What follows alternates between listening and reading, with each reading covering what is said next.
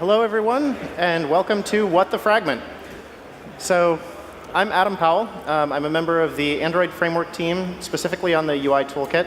But I've spent a fair amount of time with fragments over the years here, and hopefully we can go over some interesting information here. So the first thing that people tend to ask is why fragments? There's a lot of information out on the web as people have used the API, gotten kind of familiar with it, and in some ways kind of gotten bitten by it. There's a lot of complexity there. And in fact, some members of the community have put together a few diagrams of just how complex the fragment lifecycle can be if you combine it with the full activity lifecycle as well. So you can start up at the top here, and we keep going. And there's some more. Whew, OK, well, we got to the end. So the blurriness that you're seeing here isn't just because it's a low-res version of the image. It's just your eyes glazing over as you try and take all of this in. And this is kind of your reaction after reading over it. So why fragments? If this is kind of the reaction that everybody's had over the last few years out in the developer community, why is it still something that we're pushing or promoting as a way to build your applications? Well, to start with that, we'll go over just kind of a little bit of history about where fragments came from. So some of you might have seen a Google Plus post by Diane Hackborn this past weekend, where she went into some detail about the Android component model and how it's really not intended to impose a lot of higher level architecture on your applications. Instead, it's really just meant to be a series of smarter entry points. So in a traditional program that you might have seen in classes or so on and so forth, you start from a main function and you run to the end, and you might start a message loop in the middle there.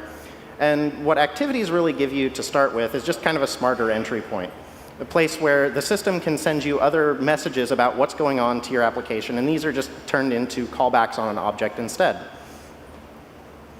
So there were some other goals kind of in the design of activities as well, which one of those is that apps always stay in the state where you left them.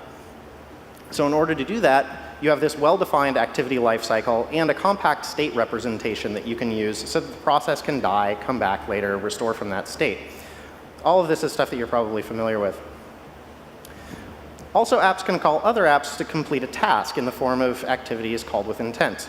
And each one of those flows is represented as one of these encapsulated units in the form of these activities. So over time, activities just started getting big and complex. And basically, the way that you deal with complexity is that you factor out smaller pieces so that you can compose them. Back in the pre-Android 3.0 days, we had this thing called Local Activity Manager that could work in concert with a tab host widget that you can see here in the old Gingerbread Dialer app. So each one of these pieces and each one of these tabs actually contained a full activity. So that kind of gave some weird pieces of the code there in terms of how the code would interact. There are ideas in the activity lifecycle that just really don't make sense in this kind of composed model. And then this happened, and we're not going to talk about that. So larger screens happened, and larger screens mean larger problems. So we have this idea of how do you want to present these multiple small screens worth of UI that you may have already built in an existing application, and then sort of scale that out across other screens.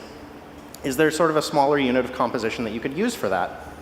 And so that other unit of composition, spoilers, is fragments. So this was introduced around Honeycomb to try to solve some of these problems. The first one of these goals, though, was really just to break up these giant activity classes. And this is a problem that happens whether you're dealing just with small phone screens or if you're trying to scale across many different screen sizes. And it's just kind of natural that as app complexity grows, so does the complexity of these kind of big entry points that can kind of grow to be these God objects if you're not careful.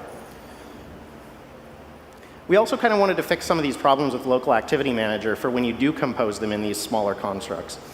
So you have lots of these abstractions at the activity level that just don't work well when you start composing it this way. These are usually things that aren't quite as well covered as like the core activity state diagram, but they're all cases that still need to be handled in a general purpose solution. One of the other things that we wanted to do with fragments was to encapsulate navigation state. So the state of your fragments can represent the full state of your activity in a way that can be preserved through state save and restore through a process death. So we have things like an activity local backstack, which some people find useful and some people don't. But managed dialogues was one of the other things that this really tried to address. Dialog fragment is something that a lot of people do use at this point, and it's because you basically get the state restoration for free if you rotate the screen or go through any other sorts of config changes. Back before Fragments, this was handled by just kind of this first-class facility that was provided by activities where you refer to a dialog by its ID. There's this whole other creation process involved in terms of like, yes, I want to create the dialog with this ID. We would persist that ID and try to build everything back up from scratch. And that ended up just being very one-off and kind of awkward to work with. And the final goal that was probably the most obvious in terms of how we pitched the API when it was first released is this idea of decomposing these master detail UIs. So if you have two screens that on a phone might look something like this, where you've got a list of conversations as well as the actual conversation itself as you drill down by tapping into it, use the back button to get back to where you were before. In another configuration, you could take what's essentially the same code and have it look like this. So this is something that you might be familiar with from a lot of UIs that you've seen here. And since then, we kept building on it. So we had View Pager and the Fragment Pager adapter, which a lot of people still kind of think is the way to use a View Pager, just because we don't have a stock adapter for dealing with just bare views.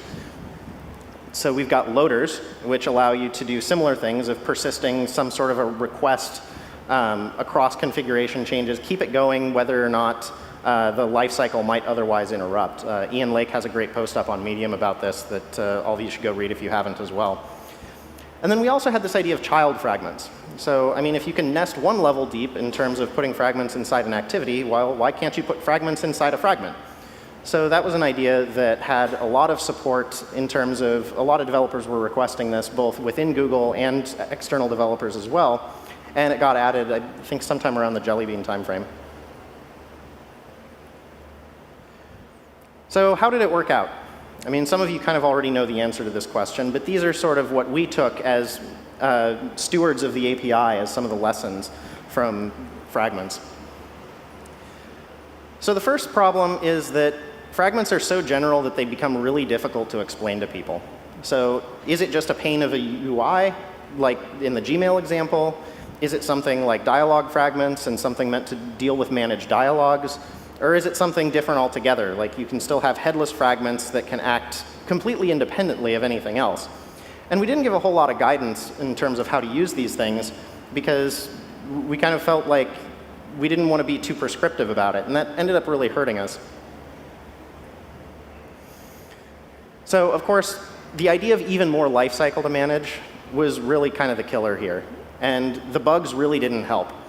This is really what killed a lot of people. Whenever I've talked to developers about what they would change about the Fragment API or what problems they have in using the Fragment API, a lot of times what happens is that you build up a Fragment transaction, you commit it, and then something works completely differently from how you expect.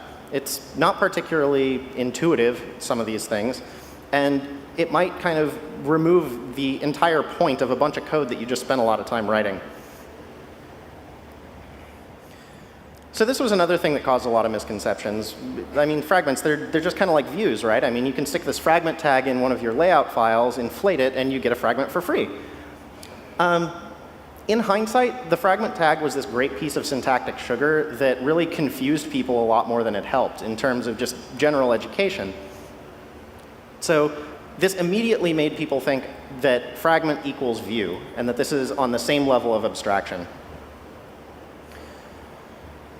So if we kind of know where things went off the rails, then how might we start trying to use fragments a little bit more effectively? Well, the first thing to keep in mind here is that fragments are roughly equivalent to an activity in terms of the level of abstraction that they act on. They're composable entry points. And their lifecycle and inputs are really controlled by their surroundings. They optionally manage a UI presentation. And they're really kind of part of the whatever in model view whatever in terms of the architectural patterns that you may be using within your application. They're not views themselves, and they're really not meant to be. Seriously, they're not just fancy view groups. Fragments implement UIs just by using views. They compose views. They wire things up to views in order to do something more interesting. And this really kind of comes down to a core idea that isn't communicated all that widely, that we kind of keep this idea of an abstraction hierarchy across the different packages in the framework. The higher level packages are things like Android.app, whereas the views and widgets are further down the stack. And what this means in practice in terms of the organization of code within the Android framework is that anything at a higher level can import anything from a lower level, but not the other way around. And if you go looking through AOSP, you'll probably find a couple of places where we messed this up, and yes, we know it, we're sorry. But overall, it's managed to be a pretty good way of organizing some of this stuff and making sure that things keep a level of responsibility that's kind of appropriate for that type of component. So an example of this is that you might have a fragment that depends on view on click listener in order to implement that interface. This is an example of a fragment just kind of applying policy to a series of views that it's using. Come on. So while fragments can depend on views and implement the interfaces exposed by those views, it's important to remember that the views have no knowledge of fragments. That fragments really kind of sit as the policy layer above whatever UI that you've built visually and out of the structure that is used to generate input events, so on and so forth. So really, they're kind of a glue component in this case. They provide coordination of these different view components or even of other components within your app. They allow you to wire up the view events, the input events that you may be generating from those views, and tell them something interesting to do. And all of that ends up being driven by a knowledge of the external lifecycle. What's going on outside the app? What's going on outside the context of that particular fragment or activity? So this is something that others have definitely said, and I will totally echo here. Don't use a fragment when just a composite custom view group or even just a layout resource that you can use in an include tag will do the job better. A lot of times people use this as a point of where they can pivot, where they can decide what type of UI to show based on other conditions. And between the resource system and custom view groups, you can solve that problem without getting into lifecycle constructs. The real question to ask when you're talking about using a custom view group or a fragment in these cases is, does it implement mechanism or does it implement policy? Is it an isolated widget that generates its own input events? And these might be really complex as well. I mean, we've got some things in more recent versions of the support library like coordinator layout that are able to impose very complex behaviors on their child views. Things that you can push and pull and move around, swipe to dismiss, so on and so forth. But all of those essentially are still just the user acting on the UI. You might be able to swipe a snack bar away. You might be able to click an apply button on a snack bar in a coordinator layout or something. But what that actually means to the application is policy that's imposed by some other component. And that's more where fragments sit in the layering. So we also can't talk about fragments and dealing with some of the associated complexity without talking about saved state. So the navigational state of your application is partially composed by the fragments that are currently attached to it. These may have changed over time. Contents may have shifted during flight, so on and so forth, where if you have something like master detail UIs, then you might have a very different fragment that you're showing if you were drilled into item A versus drilled into item B in that list. And that's something that ideally you don't want to have to track yourself in terms of other state as it gets restored, as your process dies, you come back into it, so on and so forth. So that means that setup of fragments is conditional. And this is another one of those kind of weird things that everybody sees when they first start working with fragments. Well, why am I doing this extra check here when I'm setting up this initial state? And that's partially because the fragments are going to be restored as part of that onCreate call. Now, this has historically gotten a little bit weird in that if you're dealing with child fragments, when that reinflation happens, really wasn't consistent with the way that it happens with fragments that are attached to activities. Now, over the last several months, we've really kind of we've dived into the Fragment APIs and tried to clean up a lot of these cases where the behavior was just unexpected or inconsistent, because these are the things that really made everybody hate the API to start with. So as of Android N and support library version 24, which is available as part of the preview SDK right now, child fragments are, just as with activity-attached fragments, they're consistently reinflated during the super.onCreate call that you make within your own code. So that way, after you make that call, you know that those fragments that were restored from instance state are attached to your activity. You can do find fragment by tag and actually expect to find it there.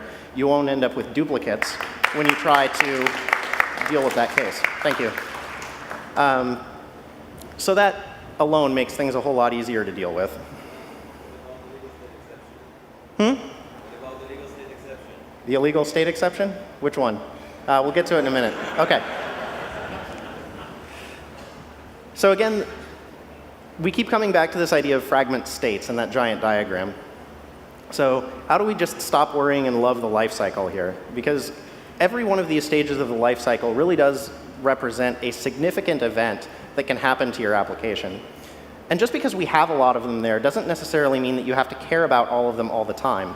A lot of fragments that you'll write will only implement a couple of these methods, but just having all the options there can be really overwhelming when you're just looking at documentation. So, you know, that big flowchart, like I couldn't tell you everything on that big flowchart at once off the top of my head either. But the nice part about this is that you really don't have to hold all of that in your head at once. Because even though those interactions look very complex, really the fragment lifecycle is driven by what's essentially a single integer value. So this is straight out of the Fragment source code, where we have these 6 states that fragments move between. And the nice thing about these states is that this isn't like a completely connected graph of states. This is linear. So when fragments move from one state to another, they move through all of the other states in turn, dispatching the appropriate methods to the fragment to deal with those lifecycle events. So this leads to something really kind of convenient, which is that all you need to think about is what invariants do I need to enforce for my new state? You can keep your thinking very much constrained to each one of these individual lifecycle methods so that you don't have to worry about the state of the entire application in aggregate when you're dealing with this. More importantly, you can say, what minimum state will this component be in, or what can I count on? Since, again, the fragment states are linear. So if you know that you're up all the way at the resumed state, you know that you've been through all of the other methods. And this is one of those things that kind of seems obvious in hindsight. But again, as you're looking through the smorgasbord of methods that you can override on Fragment itself, sometimes this kind of gets lost in the noise.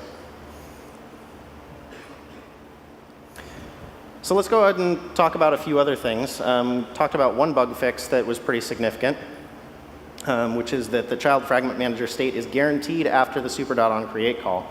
Now this is subtly different from what I said earlier about restoring fragments from instance state, because there was this really kind of a fun bug that happens. So how many of you use execute pending transactions for some part of your work with fragments or have tried in the past? OK, keep your hand up if you ended up regretting doing that during a debugging session later. OK, yeah, that's a pretty close match for some of that.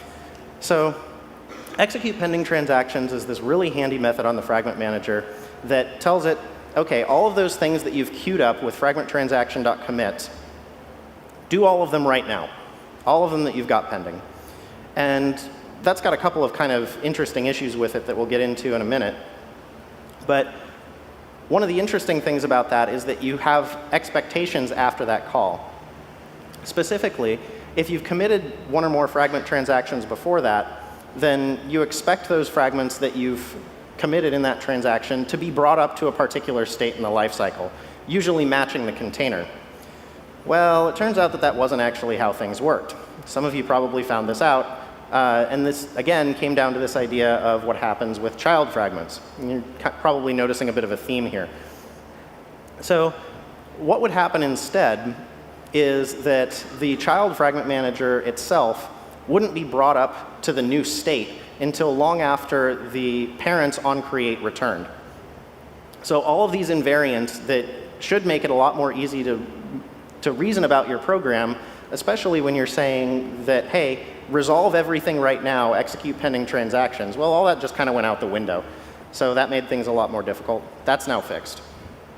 So again, you know that you don't have to worry about that after the call to super.onCreate. So execute pending transactions had another kind of problem as well, which was that it makes everything happen right now.